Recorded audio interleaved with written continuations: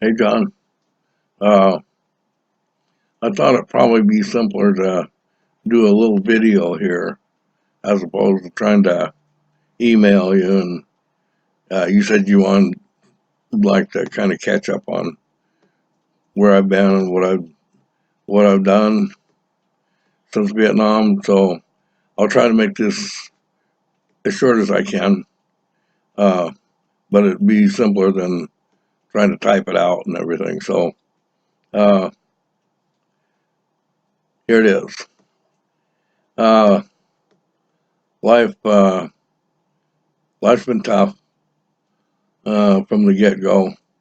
I had a few good times, but uh, mostly not since I quit drinking. But anyway, uh, when I left Vietnam, I, I came home and there were some people at the airport that jumped a gurney of a soldier that they brought home, and these guys jumped this gurney and started beating on him, and me and a couple other soldiers that got off the plane there jumped in and beat the crap out of a couple of people, and the police showed up, and the only ones they arrested was me and the other two soldiers, and they said it really wasn't an arrest; they were just detaining us because they wanted to hold us till these guys were uh, put out of the airport, and then they'd release us. So that's what happened. Uh, by the time they released me, my folks were supposed to pick me up there in Seattle. Uh, they couldn't find me. Well, the reason why I was in a little room someplace, and they figured I didn't come in, so they took off. And well, they went someplace anyway because they were going to hang around Seattle until they figured out what happened. And I got out, and there was nobody around, so um, all I had was my summer uniform. I threw all my other when we landed in I think it was San Francisco. I threw all my stuff in the garbage can there, and I had the summer uniform, no jacket, no nothing, and that was in January, almost February, and it was snowing like a banshee.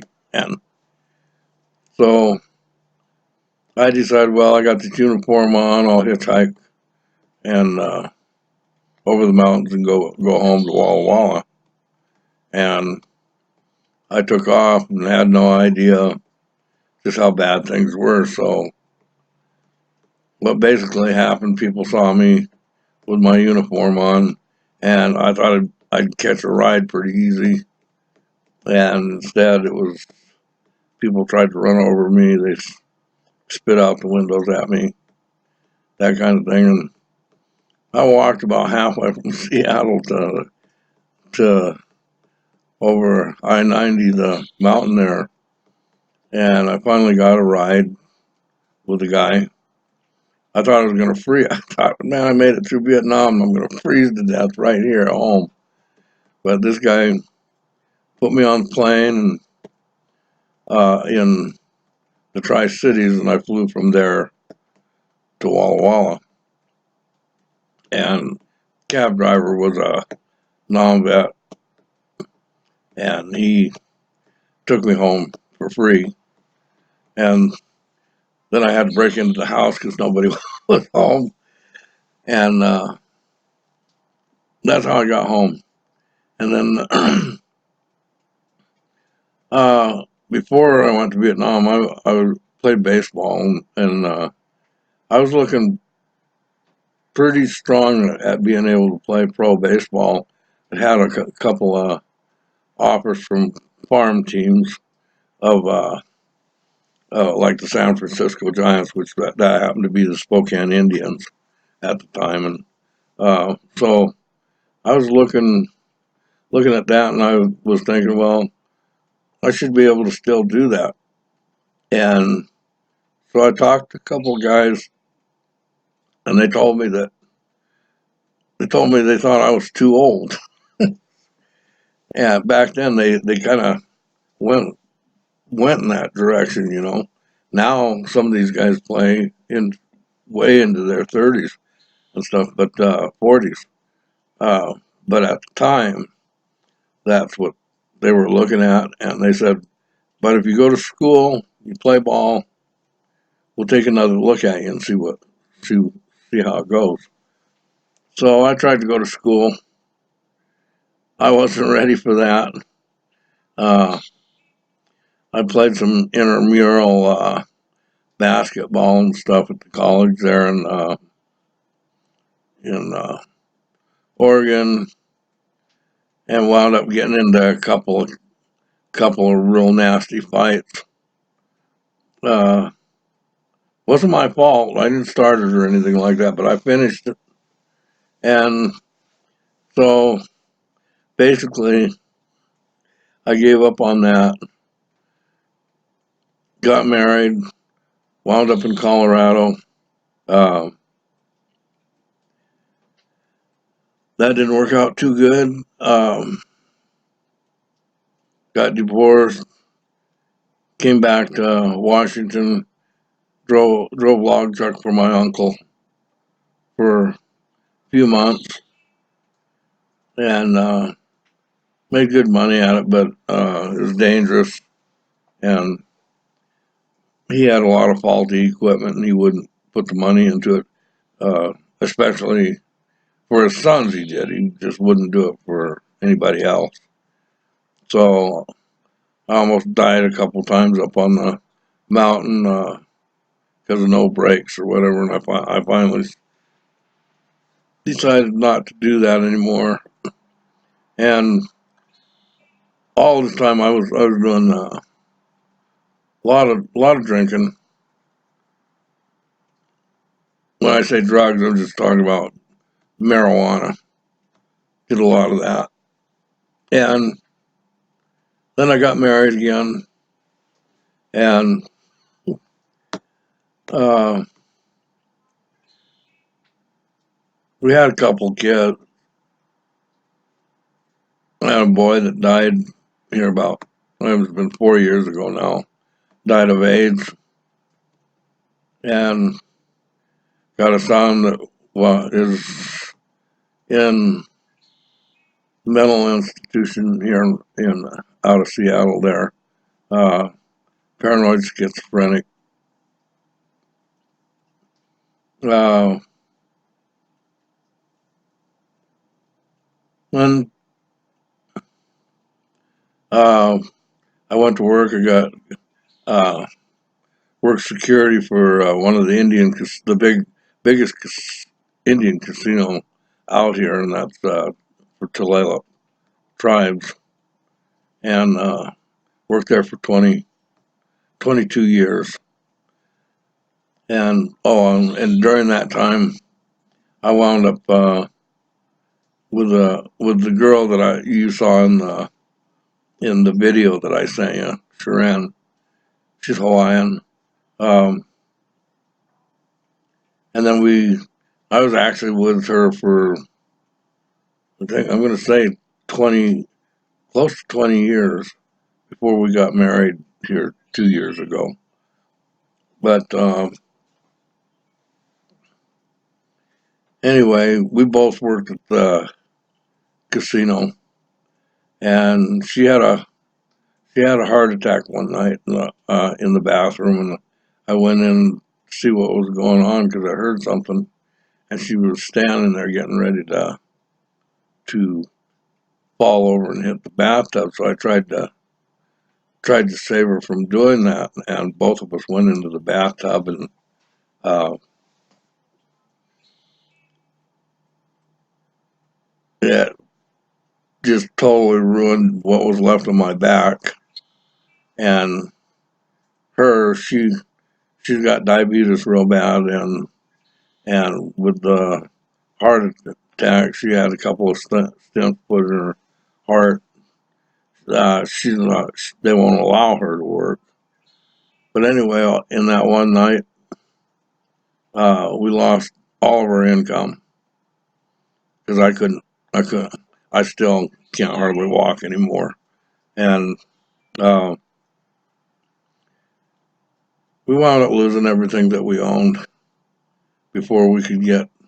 Before I could, I legally uh, could get Social Security. I just didn't want it, But by the time we applied for it and got it and jumped through all their hoops and everything, and she's not old enough, so she had to go on SSI, and that took forever. But anyway, by the time we got done with that and got some kind of health insurance, the hospital bills and everything wiped out our 401ks. We had to sell. We had all you know, the, the boats and the motorhomes and all that stuff. We end up having to sell everything, and so coming up to now, uh, we're screwed. I don't.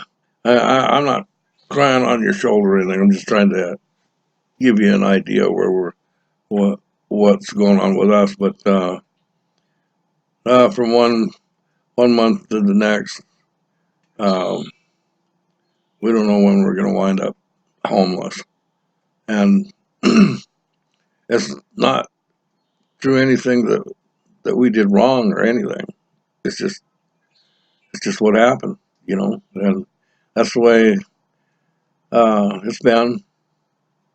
Uh, I've tried to run ads on that GoFundMe and things like that, and it's weird, man. No, it's not like it used to be. No, nobody wants nobody wants to help. Period. And it's one of the reasons why uh, I'm I talk to a lot of people and I talk about Christianity a lot, but uh, they never understand why I don't go to church. Well, the reason why I don't go to church is exactly what Sharon and I have been through, and that's in working through the casino and people, that from church and all of that. We probably knew around 3,500 people and knew them well, and they knew what happened and what was going on, and we had never made any enemies. So none of the things you think about, well, maybe they don't like you or whatever. We were shocked. We were uh, Nobody wanted to help, and the people from the church, and I kind of grew up around this and knew it before, but uh, this just really uh, pun- what I want to say punctuated it for me. Um, uh, I don't want people patting me on the back and saying, "We'll pray for you." Because God works through people. He doesn't work like he did in the olden days where he actually showed up and did things for the Israelites and things like that. But nowadays he works through people, and if people aren't allowing that to happen, because that's what he preached about the whole time he was here, was he kept preaching about that, and probably because he knew how it was going to get. I don't know. I just know that uh, Sharon and I aren't buying it anymore, so to speak. And don't get me wrong, I'm a strong believer But the only one I believe in is God, Jesus Christ. Past that, I wouldn't give you a plug nickel for the average human being. I'm, I think that it's a miracle that Christ gave his life for us. But anyway, so that's where we're at. Uh, we're just trying to survive. Something I've been doing for a long time and learned it. Well, you know where we all of us guys learned it anyway, hopefully. And uh, I just don't know how to give up. So that's where, excuse me. And Sharon's tough like that too. So that's where we're at. And in fact, that was what was so cool about uh, that video I sent you of when the Charlie Company had their reunion in San Diego. Um, they they paid for everything for us. They paid for us to come down, paid for our room, everything. So it was cool. I mean, and it was a break from sitting here on the porch at home looking at each other because that's basically all we can do. Um, but other than that, life's been it's been tough. Some of it I'm sure I created, because uh, I don't know, PTSD and all of that. It took its toll on me and probably everybody that I've been around. So, but we're here and it was cool to get the message from uh, I can't remember who sent me the email on you, but so I made contact with you, and that was cool. And there's can't remember his name now. Um, David David Udden. I don't know if you remember him or not. He had kind of black rimmed glasses. Uh, Probably I'm going to say he was 5'9", 5'10". Not real, not skinny, but not husky either. Uh, and one of your pictures that you sent me when you were in a temple, I think in on Nui Bauden, there was a black guy laying laying down kind of, and I don't know if you remember because he wasn't in Charlie Company. I don't think maybe he was, but oh shoot, I can't. I'm trying to remember his name right now, and it was right on the tip of my tongue. Now I can't remember it, but he was a medic. I think of Delta. I'm not sure, and that looked like him in that picture. I went I went to a 25th reunion in where was that? Somewhere around New York. I can't remember. Uh, but I went, and so when I went back there, I had his address and phone number, and I contacted him and told him I wanted to try to connect with him when I got out there. He lived in Michigan, in Detroit. So that happened, And he came down. He met me at McDonald's, and I went over to their place and stayed the night because I had to head down. I had to hitchhike because I ran out of money and there wasn't any, and I wanted to go to this thing. I'd finally uh, come to grips with making some contact with other veterans, and so I'd already committed myself. So I went ahead and I hitchhiked. And the first part of it, I had rides with two people that I knew because they were leaving from here and going uh, out to Colorado, that type of thing. So went out there, but he, I don't know, it was just weird. He didn't seem to want me really want me there, and um, and then I never heard from him again.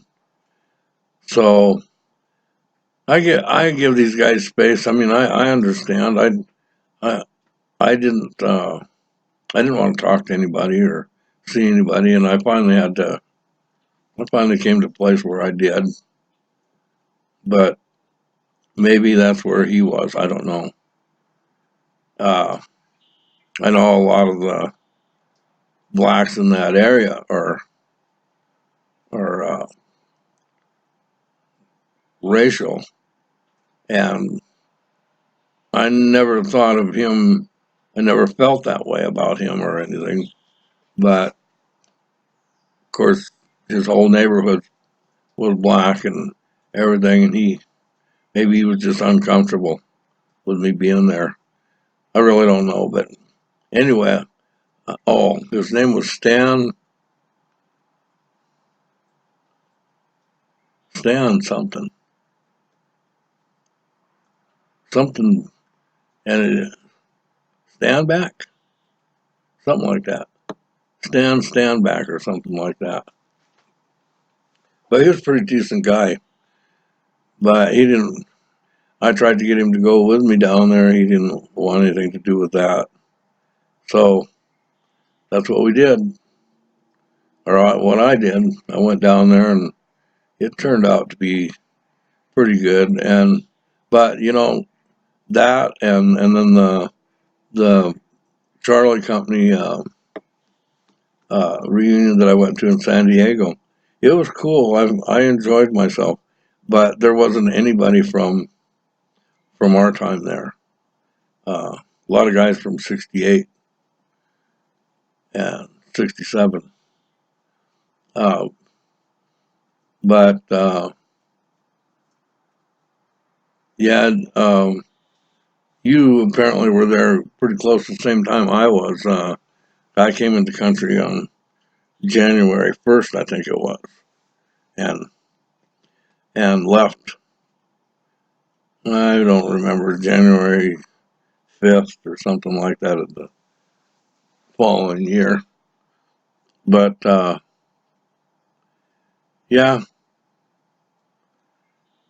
that's pretty much what I can tell you about myself. I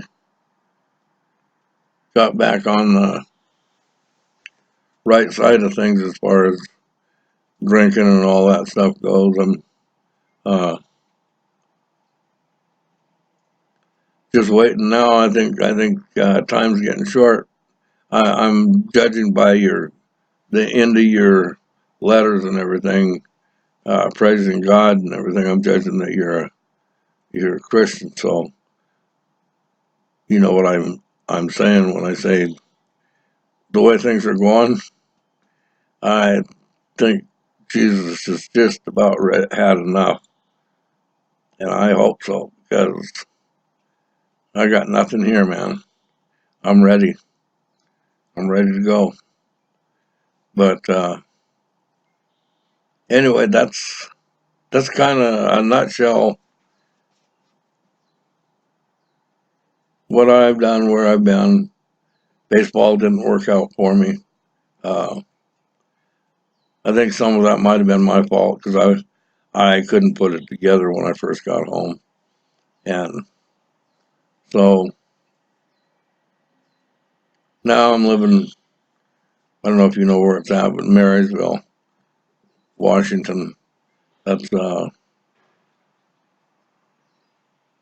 above Seattle, uh, 30 miles or something like that. But and I'd invite you over here, except we don't. This is just it's like a studio cabin, no bedroom or anything. We don't have any place to put anybody up, and really don't have any food to feed anybody. So uh, if you wonder about that somewhere along the line, why I haven't invited you or anything, it's because we don't have any place. So, uh, but I guess it sounds like you're not going to be back for another 3 months or something. Are you on a? Are you doing a missionary thing down there or what? Our doctor here. He goes down to Mexico and helps on his vacations. Him and his family go down and help build houses and stuff like that. I think for I forget what it's called, Maranatha or something like that. Uh, is that what you're doing, or uh, just wondering? Anyway, um, if I left out anything and there's something that you were wondering about, you can ask me. But this will give you an idea of where I've been. This is my third marriage. Uh, I don't think time's going to last long enough for me to screw this one up. Okay, so anyway, uh, it was good making connection with you, and hope this kind of gives you an idea who and what I am or what I've been up to. All right, you take care, man. Talk to you later. Bye.